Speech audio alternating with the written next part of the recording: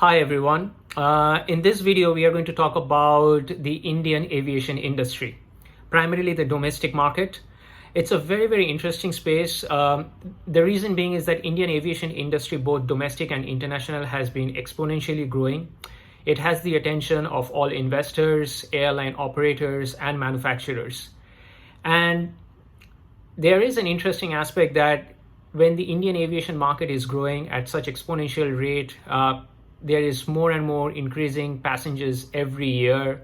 More Indians are flying. There are more airports which is getting built or expanded, or some of the old defunct airports are getting revived for new operations.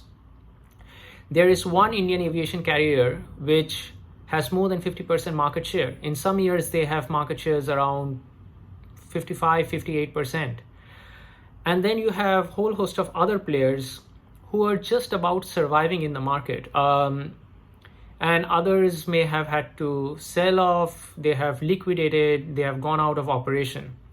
So in this market, which is growing, and everybody globally has their interest in the Indian aviation space, why then we have a situation wherein most of the operators are having a difficult time to survive, expand their business, and whereas one Indian aviation carrier is having more than 50% market share consistently? What are they doing differently? We are not going to deep dive too much, but we are going to talk about this company and possibly what is the reason. And that company happens to be Indigo. Interglobe Aviation is the name of the company, the parent company. Indigo is the brand name. Indigo is the name by which they fly, and it's a listed company. To look at possibly the reason why Indigo has become so successful, we have to look back into the history a bit.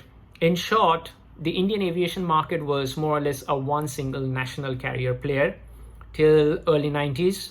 That was done by Indian Airlines. Indian Airlines was the domestic service, Air India was the international service. And somewhere around early 92, 93, 94, the Indian aviation market got liberalized. We had a lot more private players coming in. To start off with, there was East-West Airlines, Damania, Modi Luft. All these guys got into operation. Jet Airways.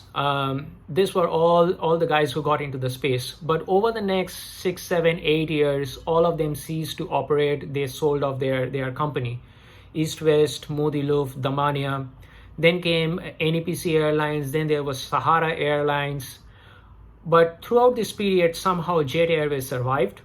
It was a full service carrier. So none of this was low cost carriers. All the new airlines company which came into, none of them was low cost carrier. That concept was not there at that point in time in India.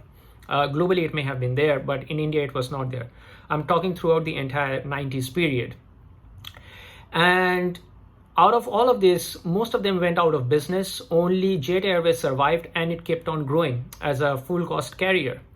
And over a period of time, it kept on gaining a lot of market share with all the private other players going out of the industry. And then came Deccan Airways. It had a logo called Simply Fly. I think Deccan came in, I'll just check on the date, somewhere around 2004, 2005, when Deccan got into operation. Around 2004, 2005, Deccan Air got into the operation.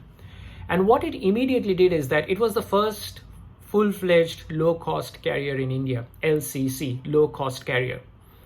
So Deccan immediately made a lot of buzz in the market because it was the difference in the fare price between Jet Airways at that point in time, number one private carrier and with the highest amount of market share, versus Deccan Air was so huge that everybody went on to Deccan Air. You don't get an option with Deccan Air, then you look at other options, which could be Sahara, which could be Jet, and so forth. But largely, everybody went for Deccan Air. What happened with the Deccan Air is like, it got into the concept of people. It's like, because you're low cost, so probably you're poor service. So your flights could be late, your flights could get cancelled, don't expect customer service. All these aspects on which the entire aviation ecosystem is built. Customer service, pleasant customer service, taking care of your customers, white glove services and privilege services, all of those things were completely contrasting in Deccan Air simply because it was a low-cost carrier. And then for the next few years, you had somebody like SpiceJet, Indigo get into the operation. Jet Airways was still there at that point in time as a full-cost carrier. And there was hardly any other full-cost carrier at that point in time apart from Indian Airlines, which got rebranded itself into Air India. And slowly, Indigo started gaining in market share. What it did is that very concept which Deccan Air, being the first player in the market, built into people's psychology, like because you are low cost, so don't expect services, flight could be delayed, flight could be cancelled. So these are bygones because it's a low cost carrier. Indigo completely turned around on that.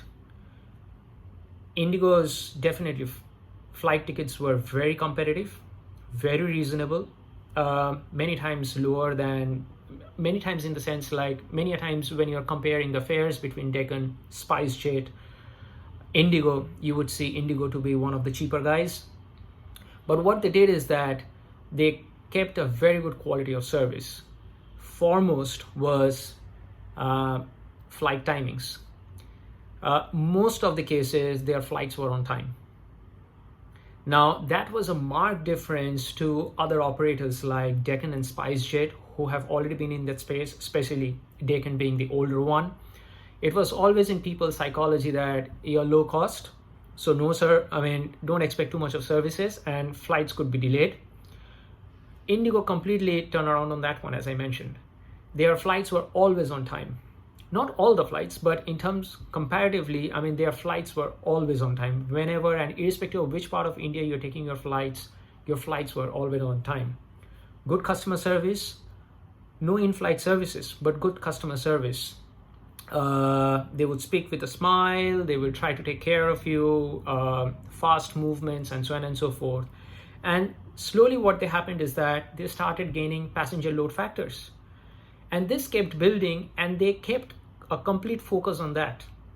On-time services, good services, neat and tidy airplanes, absolutely speed and span, straightforward answers, expanding, and that's how they were able to generate more and more revenue, and they very smartly expanded over the next 10 years. Fast forwarding, 2021, Jet Airways has liquidated. It is out of business. It went into bankruptcy. They have a new owner. SpiceJet has a market share of around 11 to 12%, struggling to survive, having a difficult time, a lot of debt on the book. They had a very difficult time in between 2020, somewhere around 2014-15. It's a listed company. You have Go Airlines, which have rebranded itself as Go First, started their operation, low cost, have expanded, but not too very aggressively. And then you have a full cost carrier called Vistara. It's a joint venture between the Tata Group and Singapore Airlines. We'll talk about it separately, but Vistara is killing the market. In terms of full cost carrier, it's just amazing. Brilliant. Many a times we have compared the fare between Vistara and Indigo, the market leader with more than 50-55% market share. Many a times in certain sectors, Vistara is offering as competitive a price as Indigo does. So that's a different thing. We will discuss in a different time what Vistara is doing. But Vistara is absolutely class apart. But it's the only full cost carrier apart from Air India. So that is where the differentiation with Indigo lies. And what has happened is that with all this turmoil within the Indian aviation space, like others finding it difficult to survive, going out of business, the likes of Kingfisher going out of business, Jet Airways going out of business, Jet Airways launching something called Jet Light in late 2009-2010 to counter the onslaught of low-cost carriers from Deccan, Spice and Indigo.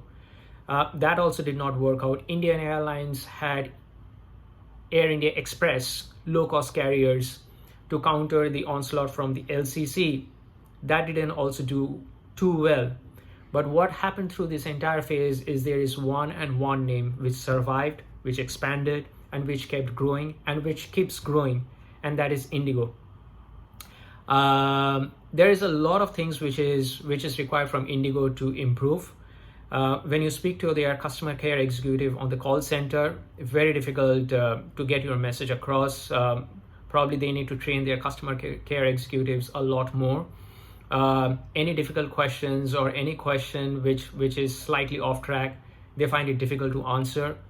But they have kept their focus, and they're going international. They have expanded their international operations quite aggressively. But again, the international operation is for some time later on that we will discuss. But on the domestic front, one is Indigo, which completely stands out. And it goes back to the genesis of what the psychology of Indian passengers started off around early 2003, 4, and 5, when you were thinking that if you're going for low cost, don't expect service, don't expect punctuality. If you get it, it's a bonus. If you don't get it, that is what you're paying for. But Indigo completely took a different view of it and said that you are my passenger, you are my client, you are paying for it. Low cost or not, I'll give you neat and tidy airplanes. My flights are going to be punctual. My flights are going to be on time. And I will try to give you the best of the services as much as we can. We'll try to listen into your feedback.